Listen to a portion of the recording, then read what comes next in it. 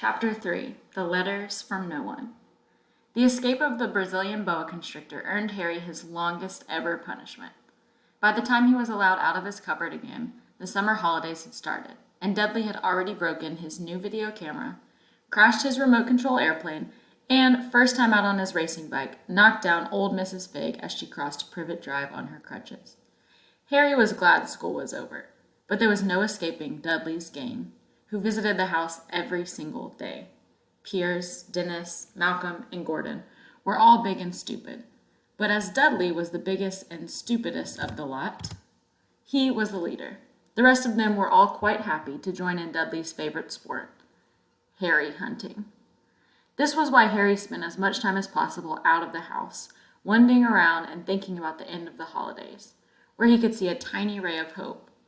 When September came, he would be going off to secondary school, and for the first time in his life, he wouldn't be with Dudley. Dudley had been accepted at Uncle Vernon's old private school, Smeltings. Piers Polkiss was going there too. Harry, on the other hand, was going to Stonewall High, the local public school. Dudley thought it was very funny. They stuff people's heads down the toilet the first day at Stonewall, he told Harry. Want to come upstairs and practice? No thanks, said Harry. The poor toilet's never had anything as horrible as your head down it. It might be sick. Then he ran before Dudley could work out what he'd said. One day in July, Aunt Petunia took Dudley to London to buy his Smeltings uniform, leaving Harry at Mrs. Figg's.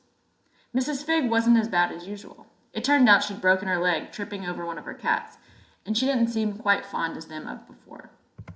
She let Harry watch television and gave him a bit of chocolate cake that tasted as though she'd had it for several years. That evening, Dudley paraded around the living room for his family in his brand new uniform. Smeltings boys wore maroon tailcoats, orange knickerbockers, and flat straw hats called boaters. They also carried knobbly sticks used for hitting each other while the teachers weren't looking. This was supposed to be good training for later life. As he looked at Dudley in his new knickerbockers, Uncle Vernon said gruffly that it was the proudest moment of his life. Aunt Petunia burst into tears and said she couldn't believe it was her ickle Dudleykins. He looked so handsome and grown up. Harry didn't trust himself to speak. He thought two of his ribs might already have cracked from trying not to laugh. There was a horrible smell in the kitchen the next morning when Harry went in for breakfast. It seemed to be coming from a large metal tub in the sink. He went to have a look. The tub was full of what looked like dirty rags swimming in gray water. "What's this?" he asked Aunt Petunia. Her lips tightened, as they always did if he dared to ask a question. "Your new school uniform," she said. Harry looked in the bowl again. "Oh," he said. "I didn't realize it had to be so wet." "Don't be stupid," snapped Aunt Petunia. "I'm dyeing some of Dudley's old things gray for you. It'll look just like everyone else's when I've finished." Harry seriously doubted this, but thought it best not to argue. He sat down at the table and tried not to think about how he was going to look on his first day at Stonewall High. Like he was wearing bits of old elephant skin, probably.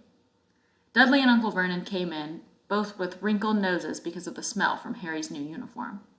Uncle Vernon opened his newspaper as usual, and Dudley banged his smelting stick, which he carried everywhere, on the table. They heard the click of the mail slot and flop of letters on the doormat. "Get the mail, Dudley," said Uncle Vernon from behind his paper. "Make Harry get it." "Get the mail, Harry." "Make Dudley get it." "Poke him with your smelting stick, Dudley." Harry dodged the smelting stick and went to get the mail. 3 things lay on the doormat. A postcard from Uncle Vernon's sister Marge, who was vacationing on the Isle of Wight, a brown envelope that looked like a bill, and a letter for Harry. Harry picked it up and stared at it, his heart twanging like a giant elastic band. No one, ever, in his whole life had written to him. Who would? He had no friends, no other relatives. He didn't belong to the library, so he never even got rude notes asking for books back. Yet here it was, a letter, addressed so plainly there could be no mistake. Mr. H. Potter, The Cupboard Under the Stairs, 4 Privet Drive, Little Winging, Surrey. The envelope was thick and heavy, made of yellowish parchment, and the address was written in emerald green ink. There was no stamp. Turning the envelope over, his hand trembling, Harry saw a purple wax seal bearing a coat of arms, a lion, an eagle, a badger, and a snake, surrounding a large letter H. "Hurry up, boy," shouted Uncle Vernon from the kitchen. "What are you doing, checking for letter bombs?" He chuckled at his own joke. Harry went back to the kitchen, still staring at his letter. He handed Uncle Vernon the bill and the postcard, sat down, and slowly began to open the yellow envelope. Uncle Vernon ripped open the bill, snorted in disgust, and flipped over the postcard. "Marge is ill," he informed Aunt Petunia. "Ate a funny whelk." "Dad," said Dudley suddenly. "Dad, Harry got something." Harry was on the point of unfolding his letter, which was written on the same heavy parchment as the envelope, when it was jerked sharply out of his hand by Uncle Vernon. "That's mine," said Harry, trying to snatch it back. "Who'd be writing to you?" sneered Uncle Vernon, shaking the letter open with one hand and glancing at it. His face went from red to green faster than a set of traffic lights, and it didn't stop there. Within seconds, it was the grayish white of old porridge. "Petunia?" he gasped. Dudley tried to grab the letter to read it, but Uncle Vernon held it high out of his reach. Aunt Petunia took it curiously and read the first line. For a moment, it looked as though she might faint. She clutched her throat and made a choking noise. "Vernon! Oh my goodness, Vernon!" They stared at each other, seeming to have forgotten that Harry and Dudley were still in the room. Dudley wasn't used to being ignored. He gave his father a sharp tap on the head with his smelting stick. "I want to read that letter," he said loudly. "I want to read it," said Harry furiously, "as it's mine." "Get out, both of you," croaked Uncle Vernon, stuffing the letter back inside the envelope. Harry didn't move. "I want my letter," he shouted. "Let me see it," demanded Dudley. "Out!" roared Uncle Vernon, and he took both Harry and Dudley by the scruffs of their necks and threw them into the hall, slamming the kitchen door behind them. Harry and Dudley promptly had a furious but silent fight over who would listen at the keyhole. Dudley won, so Harry, his glasses dangling from one ear, lay flat on his stomach to listen at the crack between door and floor. "Vernon," Aunt Petunia was saying in a quivering voice, "look at the address. How could they possibly know where he sleeps? You don't think they're watching the house?" "Watching, spying, might be following us," muttered Uncle Vernon wildly. "But what should we do, Vernon? Should we write back, tell them we don't want—" Harry could see Uncle Vernon's shiny black shoes pacing up and down the kitchen. "No," he said finally. "No, we'll ignore it. If they don't get an answer—" "Yes, that's best. We won't do anything." "But—" "I'm not having one in the house, Petunia. Didn't we swear when we took him in we'd stamp out that dangerous nonsense?" That evening, when he got back from work, Uncle Vernon did something he'd never done before.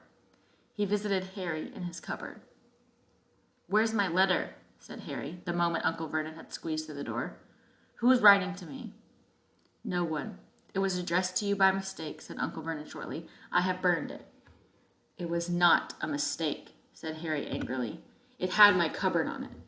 "Silence!" yelled Uncle Vernon, and a couple of spiders fell from the ceiling. He took a few deep breaths and then forced his face into a smile, which looked quite painful. Yes, Harry. About this cupboard. Your aunt and I have been thinking you're really getting a bit big for it. We think it might be nice if you moved into Dudley's second bedroom." "Why?" said Harry. "Don't ask questions," snapped his uncle. "Take this stuff upstairs now." The Dursleys' house had 4 bedrooms. One for Uncle Vernon and Aunt Petunia, one for visitors, usually Uncle Vernon's sister Marge, one where Dudley slept, and one where Dudley kept all the toys and things that wouldn't fit into his first bedroom. It only took Harry one trip upstairs to move everything he owned from the cupboard to his room. He sat down on the bed and stared around him. Nearly everything in here was broken. The month-old video camera was lying on top of a small working tank Dudley had once driven over the next-door neighbor's dog. In the corner was Dudley's first ever television set, which he'd put his foot through when his favorite program had been canceled. There was a large bird cage, which had once held a parrot that Dudley had swapped at school for a real air rifle, which was up on a shelf with the end all bent because Dudley had sat on it. Other shelves were full of books. They were the only things in the room that looked as though they'd never been touched. From downstairs came the sound of Dudley bawling at his mother. "I don't want him in there. I need that room. Make him get out." Harry sighed and stretched out on the bed. Yesterday he'd have given anything to be up here. Today he'd rather be back in his cupboard with that letter than up here without it. Next morning at breakfast, everyone was rather quiet. Dudley was in shock. He'd screamed, whacked his father with his smelting stick, been sick on purpose, kicked his mother, and thrown his tortoise through the greenhouse roof. And he still didn't have his room back. Harry was thinking about this time yesterday and bitterly wishing he'd opened the letter in the hall. Uncle Vernon and Aunt Petunia kept looking at each other darkly. When the mail arrived, Uncle Vernon, who seemed to be trying to be nice to Harry, made Dudley go and get it. They heard him banging things with his smelting stick all the way down the hall. Then he shouted, "There's another one! Mr. H. Potter, the smallest bedroom, 4 Privet Drive." With a strangled cry, Uncle Vernon leapt from his seat and ran down the hall, Harry right behind him. Uncle Vernon had to wrestle Dudley to the ground to get the letter from him, which was made difficult by the fact that Harry had grabbed Uncle Vernon around the neck from behind. After a minute of confused fighting, in which everyone got hit a lot by the smelting stick, Uncle Vernon straightened up, gasping for breath, with Harry's letter clutched in his hand. "Go to your cupboard. Your bedroom," he wheezed at Harry. "Dudley, go. Just go." Harry walked round and round his new room. Someone knew he had moved out of his cupboard, and they seemed to know he didn't receive his first letter. Surely that meant they'd try again. And this time he'd make sure they didn't fail. He had a plan. The repaired alarm clock rang at 6 o'clock the next morning. Harry turned it off quickly and dressed silently.